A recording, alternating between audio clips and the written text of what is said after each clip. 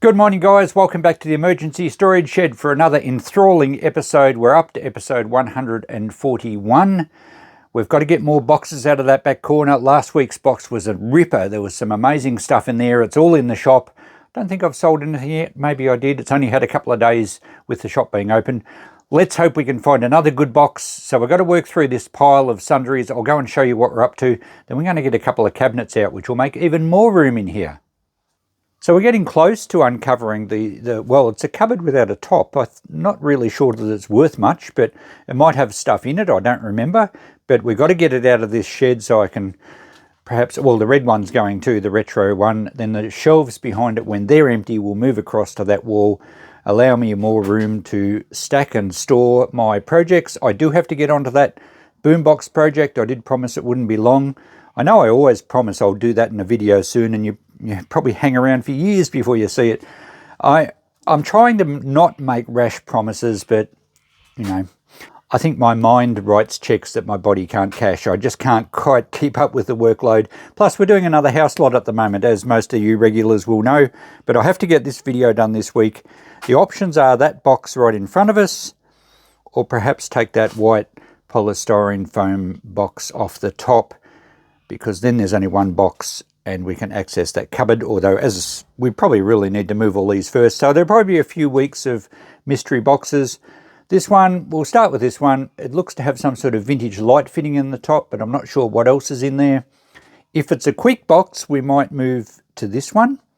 But I've only really been doing one box each week because it takes so long to film it, edit it, clean the stuff up, price it for the shop, and I have got a lot going on. So let's take that box through there and see what's inside it.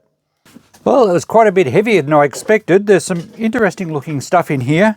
An old toaster, some mulga wood, and some other things I don't immediately recognise. So we'll pull the stuff out of here, see how much value we've got. Hopefully it's not too much work because I am short on time today. But we do have to do at least one box every week. That's the rules. Okay, well, we do have an old style light fitting here. Pretty hard to sell these things. It's probably 1960s maybe. It's not really antique. Well, it could be 50s. They made these things right through into the 70s. I see them all the time advertised as brass. Usually they're actually not. This one may be, but quite often they're just like a die-cast zinc and they've been brass plated or even just gold painted. So we'll check that one out. I think I don't have shades for it. That fitting looks like it's broken. That did have a plastic type, sort of imitated a candle on it, but that one's broken. So maybe it didn't actually, oh, it must have had shades of some sort. But it may be worth more as scrap metal than the actual light fitting. We'll see if it is brass, we'll see what it weighs. I guess I could just put $10 on it in the shop like it is. I doubt it's going to, well, it might be $10 worth of brass if it is all brass. So we'll check that in a minute. We have to make a decision though. That's another rule of this series. Everything must be processed. Okay, we have some boomerangs. Genuine Australian boomerangs, probably made in Hong Kong. That used to be the funny line back in the day. That's a souvenir one from Gondwana. So it's possibly been made in Australia and just sold in a souvenir shop. We have a little bit of like amateur poker work with a kookaburra, kangaroo. I don't know why this end's painted yellow. Perhaps it's just more spectacular when you throw it. That one is purely decorative, but I think it might actually work. The thing to look with boomerangs, if you want to know if they're actually going to work or not, is, and this one actually is plywood, but that will probably work as well. It's a better example to show. Just a boomerang-shaped piece of stick won't come back. It needs to be angled at certain points to allow the boomerang to actually curve through the air as it's spinning. Because a straight boomerang-shaped piece of wood, if you throw it, it will just go straight. But these ones with the curve on the back there, and the opposing edge here has a bevel, not so much a curve, a bevel. So there's a chance that would actually come back if you knew how to throw it. You know, you've got to throw it with a lot of flick of the wrist, I believe, to get it spinning. I used to be able to throw a boomerang. I never really had one come back that I could catch it. I had some come back where I had to duck very quickly. And of course that was on the farm when we had a bit of space. I couldn't do it in town, especially across the road from a school. I might cause some injuries. This one doesn't have any bevels on that side, so I think it is beveled on that side, but I think this is probably more just a decorative souvenir one. Doesn't really matter. What are they worth? I think might just put $10 each on them. I don't think they're worth a lot. They're not overly old. Okay, what's in here then that was so heavy? Well, we have some mulga wood. It's got the nice mulga wood map of Australia stamp on there, or like it was transfer. And that one has a little metal kangaroo. It would have been probably, well, that could have just been an ashtray. That could be a pen holder, something like that. Sometimes you see them with inkwells. I don't think this one actually had, because they normally then have a pen rest on them as well. Mulga wood is collectible, but it's not a special enough piece. I don't think. I might just put $10 on that. What is this? Oh, it's a light. Oh, and the cord has melted into the polystyrene. It's left a big groove on the inside. So it must have been a reaction between the chemical of the rubber and the chemical of the polystyrene, and it's actually melted into it. That looks like a 1950s era, just a little hanging light. Or it may have screwed or something. I'm thinking it looks something like you would see in an old theatre at the end of a row of seats. You know, just the I'm not sure what name they've got. They're just a light along the walkway so that you don't trip on a step, especially when a movie or a theatre is playing. It's probably only a 12-volt globe, so low voltage. Doesn't have any plug on the end. It's cute though. It's metal. And I'd say it's probably 50s. It looks 50s to me. I think that's going to have some value. Not a great deal. We might try $10. See how we go. A 1930s era toaster. We had one of these in a video a while back that I cleaned up. And I've put a fairly high price on it. It's actually still in the shop. But it looks great. This one has the original cord. It's got all the Bakelite knobs on the sides, which is good because they're sometimes missing or damaged. Oh, there we go. So the original plug is with it too, although that's been a bit burnt by the looks of it. The element actually looks like it would probably work. So the last one I did take apart and clean up. It's a hot point. This is pretty much, well, exactly the same as the last one I did. It was actually a lot more work than I realised when I pulled it apart and polished up the chrome. Took a lot to line up the little doors to get them all back in properly. So I don't think I'll go to the trouble on this one. I think I'll just sell it as is. I think I've got about $40 on the one I cleaned up. I think I might just put $20 on this one as it is. I'll just wipe it over so it's not as dirty. And there's a chance this one will actually go, but I don't think I'm going to plug it in. In fact, I don't think I'll even include the cord with it. It hasn't got a Bakelite plug. It's got a more modern plug on it. And that plug's damaged, so I think the cord can go in our scrap, and we'll sell that for about $20 in the shop as it is. Alright, well this would have added to the weight. A little iron. It's lost its handle, but I think there's a handle in here. And it's not actually broken. The rivets have just let go. I think someone might have ground the rivets off. It's a cute little iron. Don't have a cord for this one. People do collect irons, so I think we'll just give that a bit of a wipe over as well. It's got a bit of rust to it. But we might just put, we might put 10 on that. Is it branded? I think it would have a brand on it. Looks like it says Esco. Don't know that brand, but it is Australian made. So $10 for the little iron. Oh, we have a cute little toy sewing machine. Still moves, but it's quite rusty.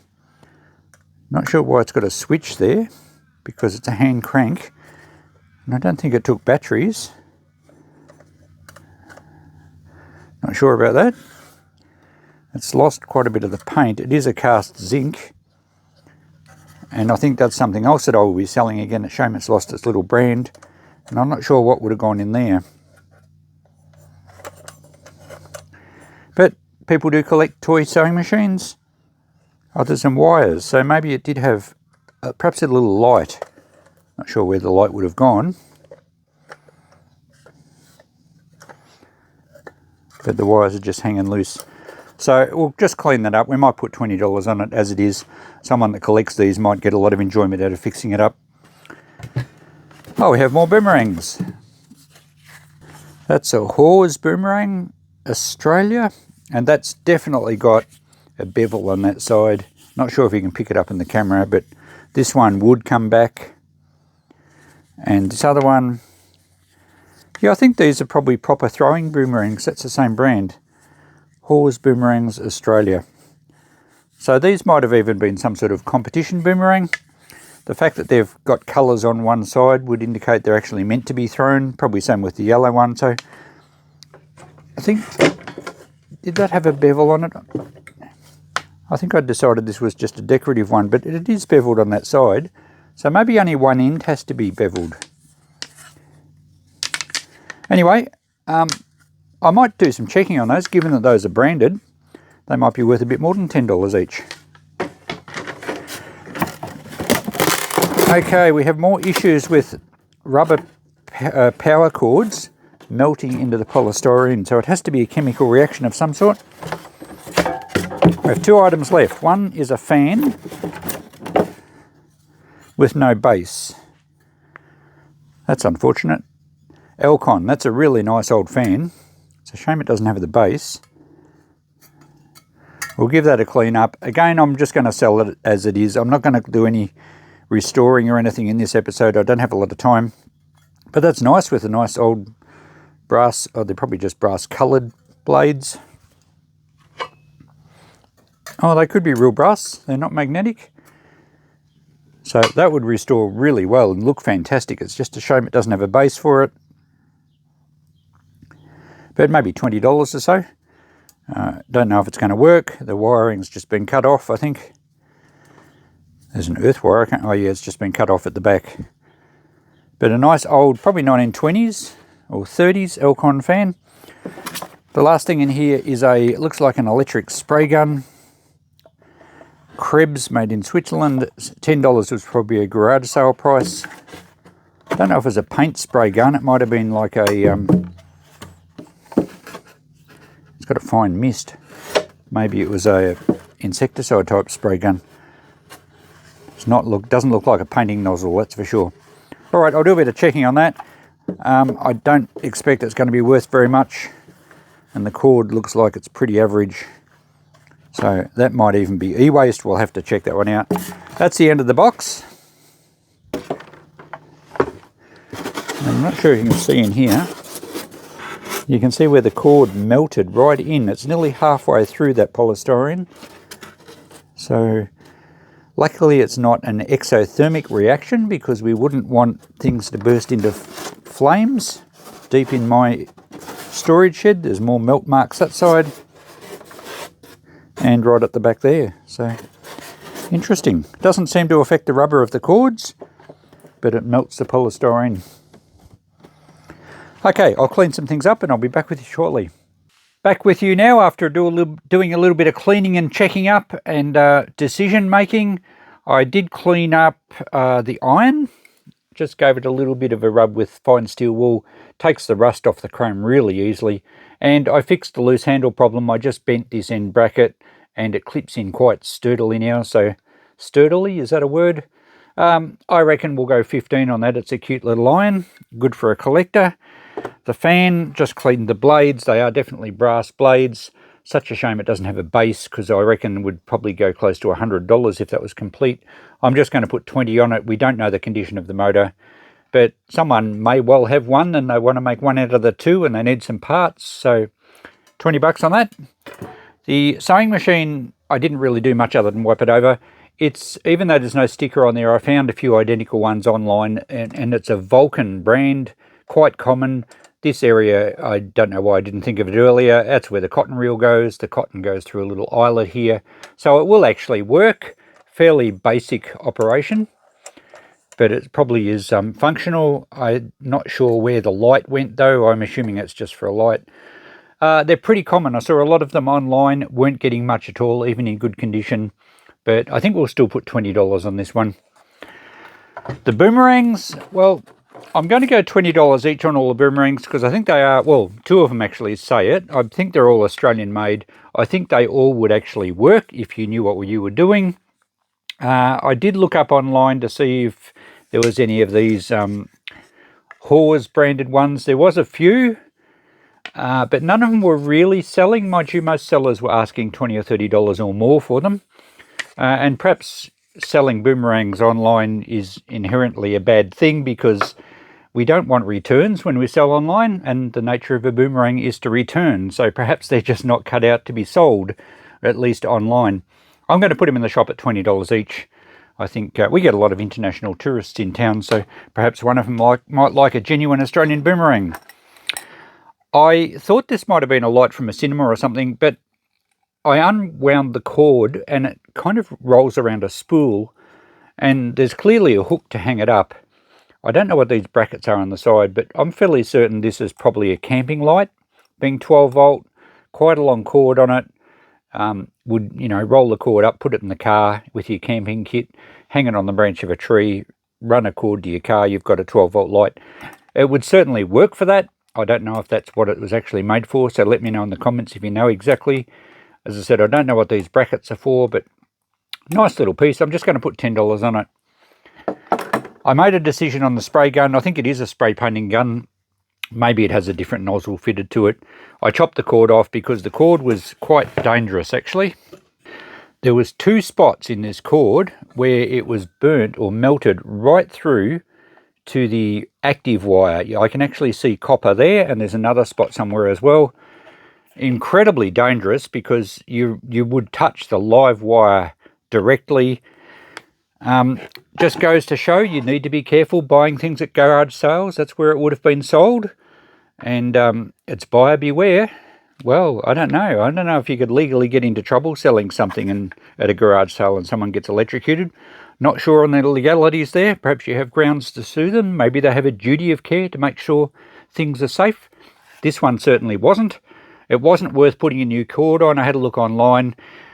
I think they still make spray paint equipment, this Krebs company. I found a similar model that didn't sell for very much at all. So in rough condition, I certainly wasn't going to put a new cord on it. So that is going to e-waste. It's a plastic casing and it's probably got a very small motor in it. It's not worth scrapping. The toaster cord, I chopped the plug off. That can just go with our electric wire as well. The toaster, well, I told you what I'm doing with that. We'll just put $20 on it. The light, it is actually brass. Just about all brass. The chain won't be. But I just touched the edge of a few of the pieces with a file, and it's a bright yellow. And if you don't know your scrap metals, brass is very soft, and a decent file will bite into it really easily, and you'll see a nice bright yellow metal. Die cast is also soft, and some of these I mentioned are made out of die cast, but die cast has a distinctly silver look, so that's definitely all brass. I checked a few of the pieces. The thing is, what to do with it? Well, it's not quite as old as I suggested either. The wiring, I think that actually isn't broken. It can just screw back on, that one.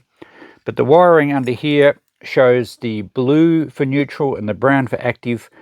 That was brought in the late 70s, I think, in Australia, or sometime in the 70s. So this is probably a late 70s, kind of a reproduction of an antique style light fitting. Value-wise, I'm not going to get a lot for it.